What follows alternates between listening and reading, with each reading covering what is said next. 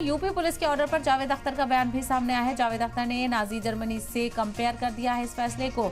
Nazi दौर में दुकान पर निशान लगाते थे। मुसलमानों की पहचान को लेकर जावेद अख्तर का बयान सामने आया है। तो मशहूर नगमा निगार जावेद अख्तर भी इसमें कूद पड़े हैं और इसको लेकर तशवीश का इजहार किया जा रहा है कि ये तुगलकी फरमान जो यूपी से सामने आया है, क्या ये सियासत चमकाने की कोशिश है या फिर वाकई लोगों में इस तरह का फर्क देखने को मिल रहा है। तो मजहबी रंग तो यहाँ पर नजर आ रहा है, लेकिन सियासी रंग भी इस बार कांवड़ यात्रा के शुरू होने से पहले नजर आ रहा है, क्योंकि तुगलकी फरमान जारी हुआ है जिसमें दुकानदारों को अपनी नेम प्लेट और अपनी पहचान वाज़ेह करनी होगी।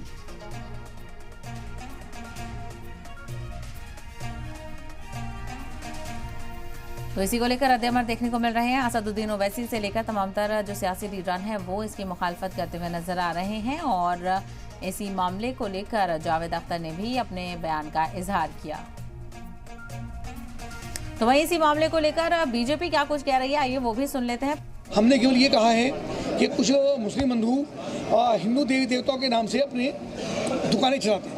वो दुकानें अपनी चलाएं, हमें कोई आपत्ति नहीं है, पर वो हिंदू देवी देवताओं के नाम से ना रखें, क्योंकि जो बाहर से आने वाले कावड़ी हैं वो उस पर आकर के बैठते हैं, चाय पीते हैं, भोजन करते हैं, तो उसमें फिर विवाद का कारण बनता है, उनको पता लगता है। तो इस बात की बिल्कुल पारदर्शिता हो कि पुलिस को सुनिश्चित कर ले कि इसी प्रकार का ना हो, ताकि कोई विवाद का कारण मुजफ्फरनगर में या अन्य स्थानों पर न बने।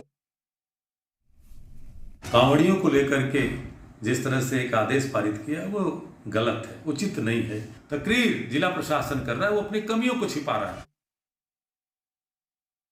किसने कहा?